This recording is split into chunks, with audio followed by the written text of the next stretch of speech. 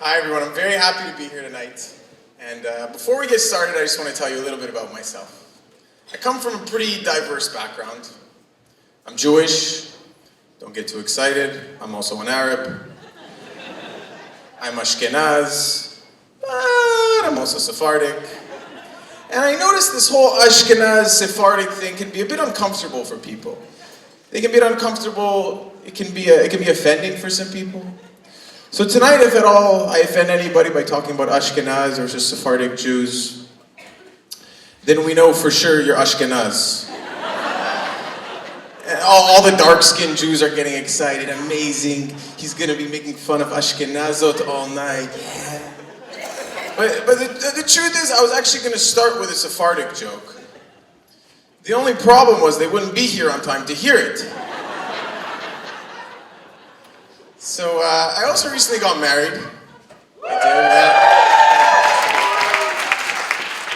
I'm also having a kid. I'm having a kid soon. I'm having a daughter, God willing.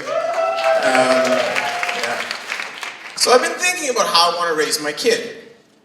So I've been doing some research, and I came across something called Singapore math. Okay, you seem confused. So what Singapore math is, it's where parents teach math to their kids in a three-phased approach. Pictorial, abstract, and concrete.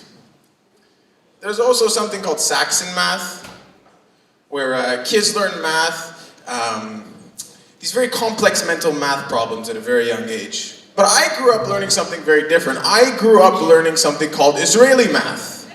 Do any of you know what Israeli math is? No, not really. So that makes sense, because Israeli math was invented by my mother. And its guiding principle is use math to get whatever the fuck you want. So I'll tell you a story.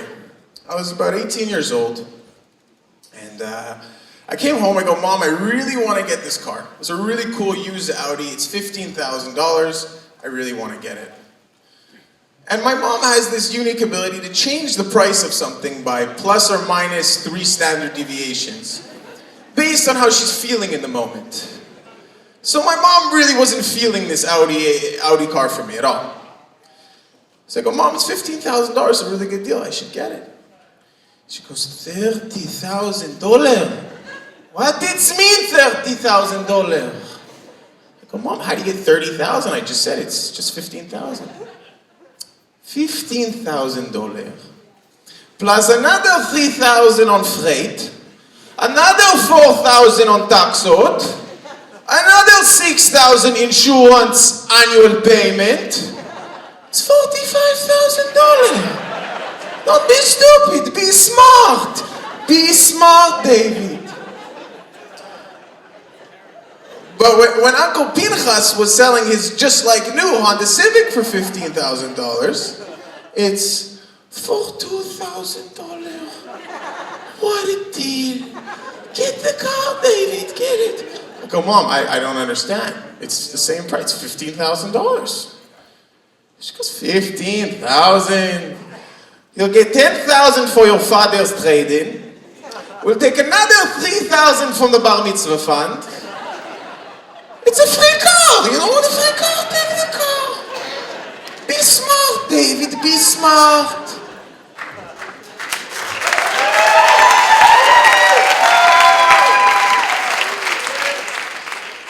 But I learned that Israeli math, it's not only something that I learned in my house, it's actually made its way into the mainstream. It has. Do you ever go shopping for toilet paper? No, still confused, okay. So, go shopping, you're at Walmart, you go shopping for toilet paper, and they kind of give you in the packaging, it says 20 rolls equals like 186 rolls.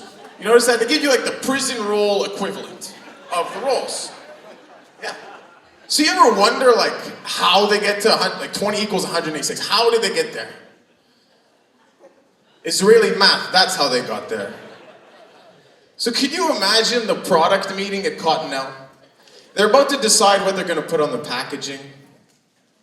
And some Ashkenaz goes, well, that's 20 rolls, so 20 equals 20 rolls. That's what it is, we'll put it on the packaging. 20 rolls! What you're talking 20 rolls? We have 20 rolling, times 3 plywood, times 2 wiper sheet.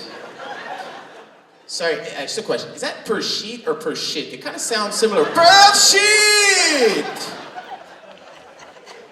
Equal 186 rolls.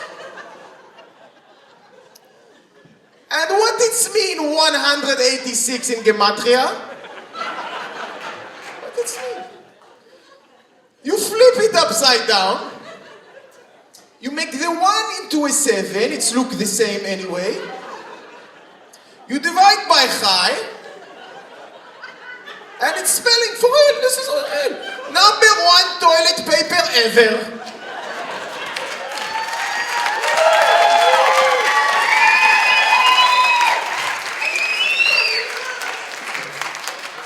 But, so I'm Jewish and I'm also Arab. So I went to the Middle East to explore some of my Arab roots. And I noticed the whole coffee shop experience there is completely different than it is here. Here you go to Starbucks, you have 100 different things you can order, right? There, you got 2 options. Tea or coffee. And by the way he was talking to me, I really only had one option. It was tea or coffee. Take the coffee. The tea is shit. So okay, I don't have a choice. And also, sizing is completely different. Here we can get something that fills us up as big as a thermos, right? There, Arab men, they only drink their coffee out of these tiny cups. You know, they sit down, they fold their leg over their knee, and they sip these tiny cups. So again, 2 sizes. We have our 3 milliliter in a small transparent glass, or we have our new venti option, a special promotion, on our 6 milliliter in a tiny transparent cup. So I order my coffee and I go outside. And again, I noticed one more thing that's very different from back home. Back home, you see young people talking to each other, facing one another. There, it's only men on a Monday afternoon at 3:30 p.m. And instead of facing each other, they face the street. And I see these 2 men having this conversation without words. The first guy kind of points in disgust. He goes, second guy throws his hands up in the air. And then without saying a word, they seem to come to some agreement. They both go, Alhamdulillah, Alhamdulillah, Alhamdulillah. So I see this, I go, what could they possibly have said to each other? And I'm wondering. So I thought and I figured it out. The first guy goes, look at this idiot walking. His knees, they are too fresh. He must only be praying 16 times a day. And the other guy responds, my friend, why you are always talking the worst of people? I know Muhammad. He just bought the latest Persian Farsi rug on the market. Keep your knees smooth all throughout Ramadan. Alhamdulillah, alhamdulillah, alhamdulillah, alhamdulillah.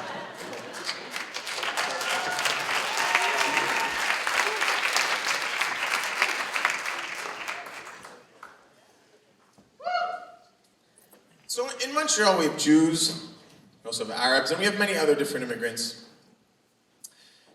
So I don't know if you had a chance to read the newspaper. In the business section a couple of weeks ago, it read, Montreal Taxi Board of Directors to respond to Uber innovation. So I found this very interesting. What have our future business leaders of tomorrow in the taxi industry been doing to respond to this amazing Uber innovation? I've seen almost nothing. So I thought to myself, I wonder how that went. So imagine 58 Haitians and 2 Arabs sitting in a room. And the board meeting gets kicked off with, Sak passé Nabouli! Qu'est-ce qu'on doit faire avec cet Uber? Ça prend le business de Atlas, de Diamond et toutes les compagnies de taxi à Montréal. Qu'est-ce qu'on doit faire? Qu'est-ce qu'on doit faire? Faut avoir une compétition.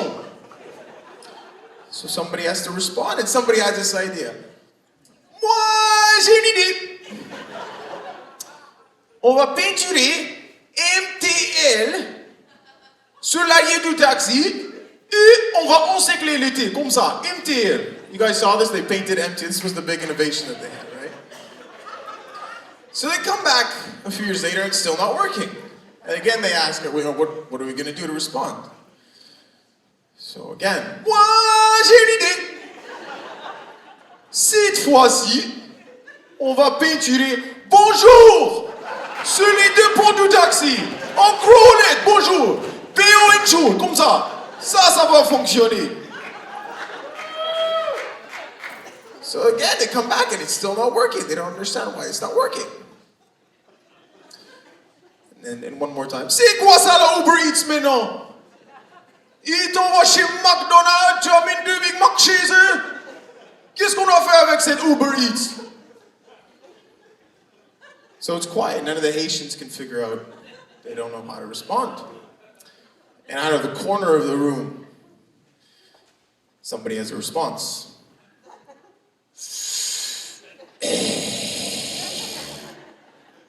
Samir, tell them about your idea. What idea?